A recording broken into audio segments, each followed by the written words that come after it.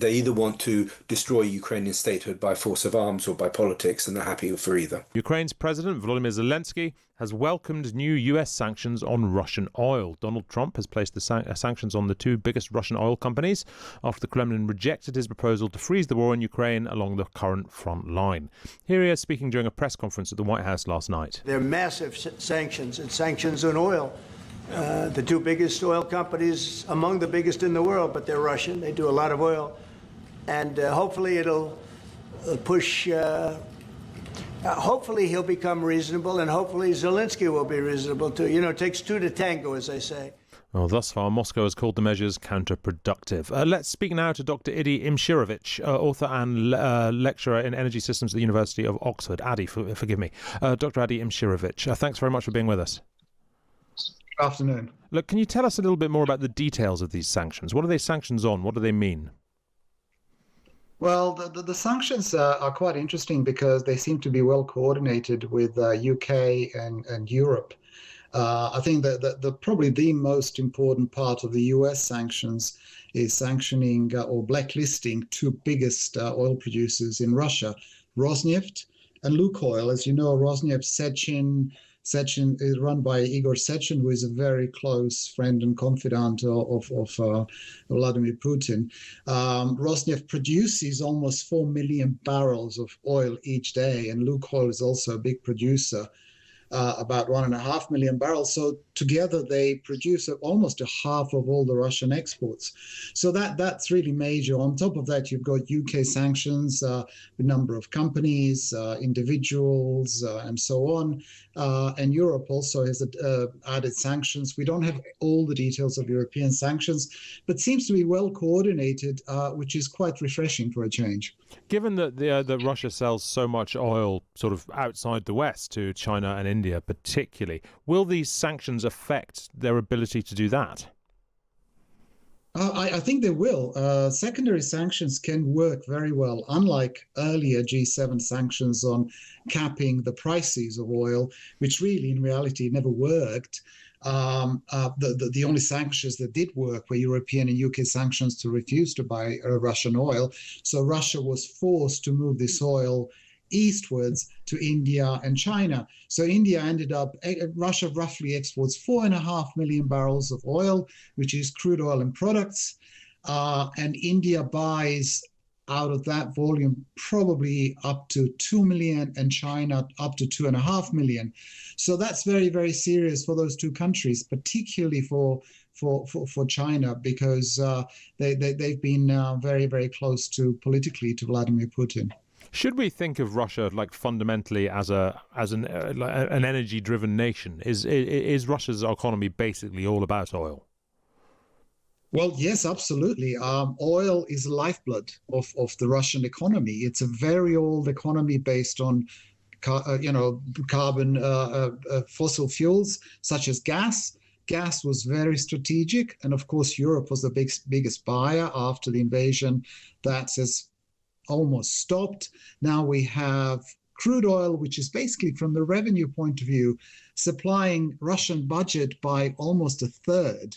So almost a third of the Russian budget is coming from oil. So it's absolutely massive. And I'm not surprised by the reaction of the Russians, Medvedev saying that it's an act of war, because this is if implemented properly, this is very, very serious for the Russian economy.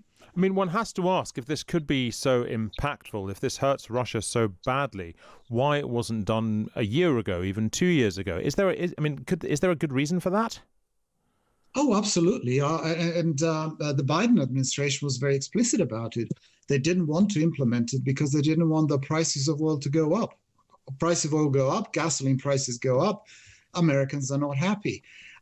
This time round, it's different in the sense that actually global market situation is such that there is a lot of oil in the market. I think in September, we probably had almost 5 million barrels of additional volumes compared to previous year. So there's a lot of oil around. So it's possible we haven't seen a big price spike.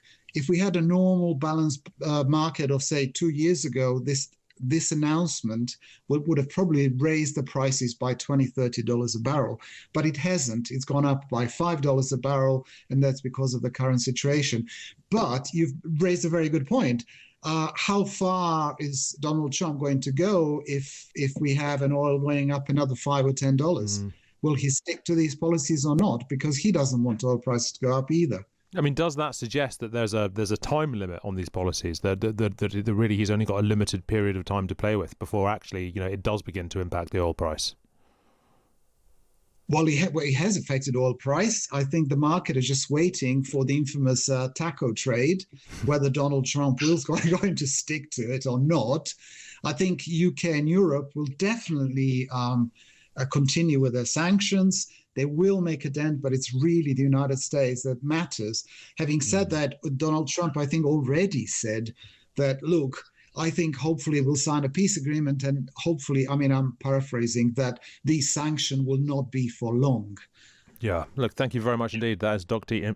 Adi Imshirovich, who's an author and lecturer in energy systems at the University of Oxford. Really fascinating, that. Well, let's talk to Bob Seeley, former Conservative MP, former soldier, whose new book explores the strategy and tactics of Russia's new total war. Good evening to you, Bob.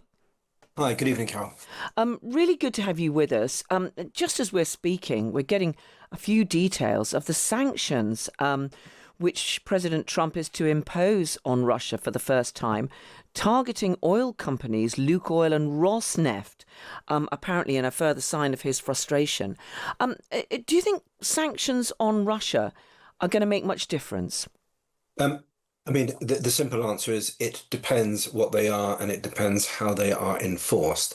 I think it is true to say that sanctions thus far have not had the effect that Western leaders would have wanted, that the Russians have found ways to get out of sanctions, either by relying on legal and illicit trade with China and other states, through illicit sales, but also legal sales of oil, and frankly, through many, many EU companies simply routing their exports to Russia via third countries like Armenia, like Kazakhstan, Kyrgyzstan, etc. So they haven't had the effect that Western leaders would have wanted.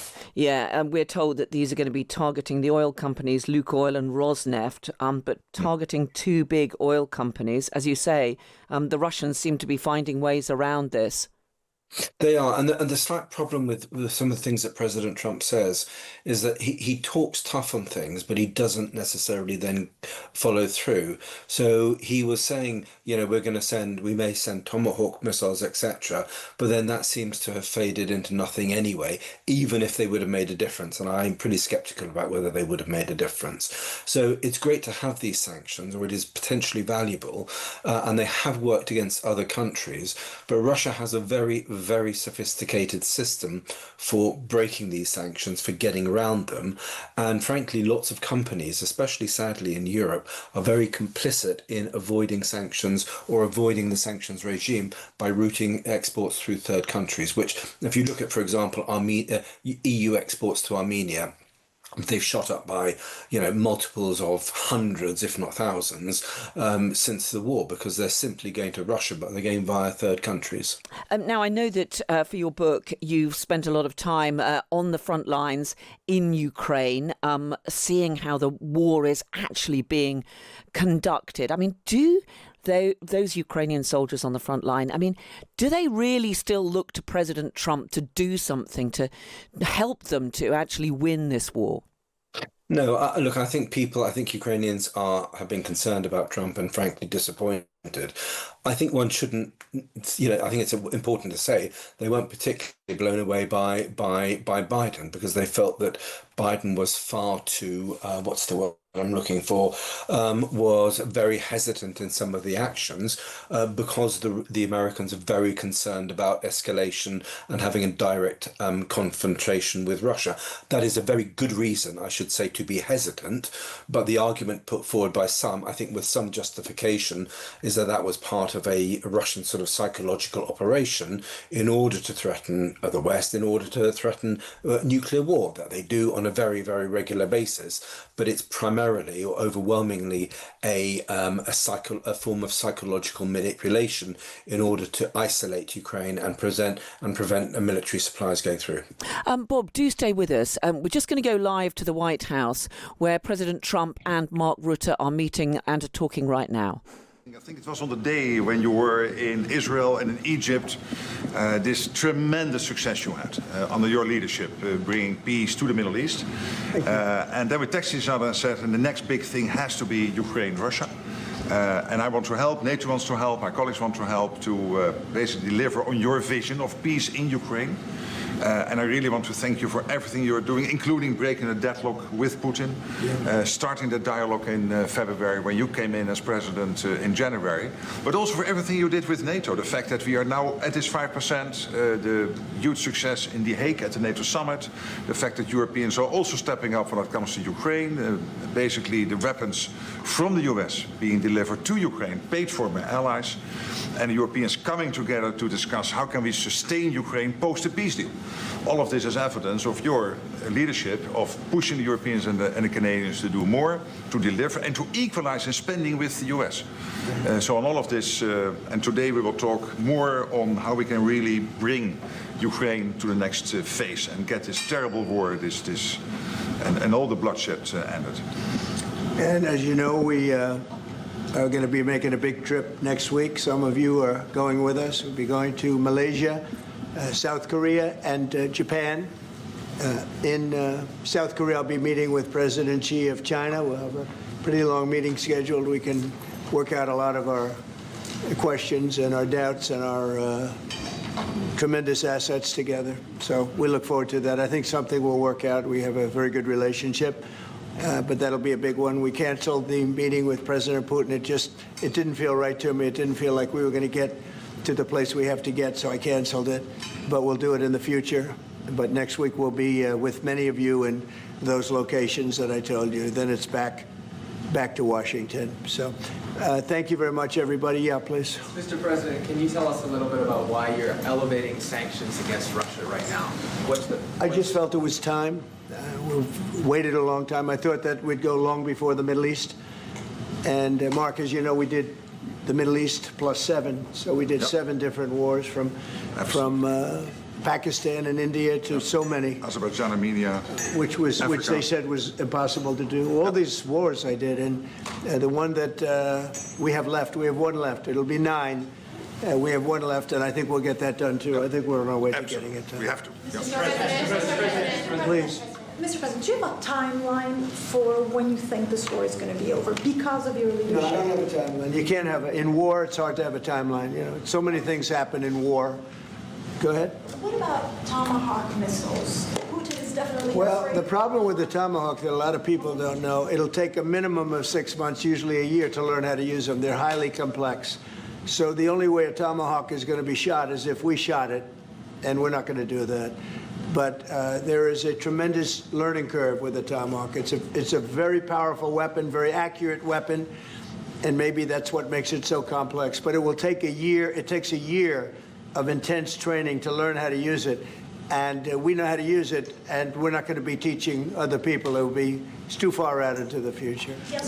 Well, that is President Trump speaking at the White House tonight. We will stay across that and bring you any significant developments. Just listening to that, Bob, I mean, do you think that President Trump is really serious? Do you think he has got a way of ending the war in Ukraine? No, is a simple answer. I think his way of ending the war was to give Putin pretty much what he wanted and to bully the Ukrainians into accepting a peace, or to encourage the Ukrainians into accepting a peace. There's an argument to do that because, you know, the Ukrainians are very slowly losing, but it is draining their resources. It's also draining Russia's very considerably as well. The problem is you're asking the Ukrainians effectively to give up on their sovereignty, to make it very easy, and to make it very easy for the Russians to simply reattack in 2 years' time.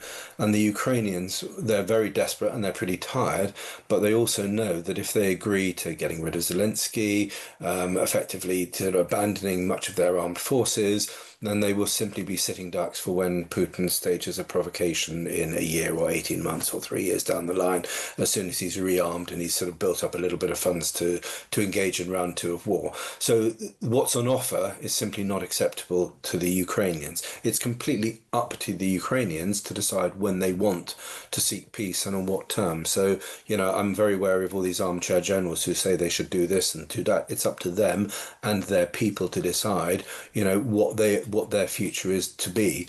But they're being asked effectively to give up on their statehood or to make it very, very vulnerable in future to repeated Russian military assaults, and they can't do that. And there's a good reason for them, therefore, to say no to what's on offer at the moment. And frankly, the thing that really surprises me, Carol, is that Putin overplayed his hand early in the year, and even me, who's pretty sceptical about the Russians, assumed that Putin would turn up to Hungary, do a bit of sort of stirring in Europe to manipulate people a little bit against each other, and then maybe string Trump along for a few weeks or a couple of months at least to buy some more time, see what happens on the battlefield, etc., etc. He couldn't even be bothered to do that. Sort of Lavrov apparently was very blunt, very rude, and just say, we want Zelensky gone, we want Ukraine to disarm, we want this, we want that, we want the other. Yeah. Effectively, they either want to destroy Ukrainian statehood by force of arms or by politics, and they're happy for either. Bob Seeley, former Conservative MP, former soldier, author. His new book's just out, The New Total War. Great to speak to you. Thank you very much indeed.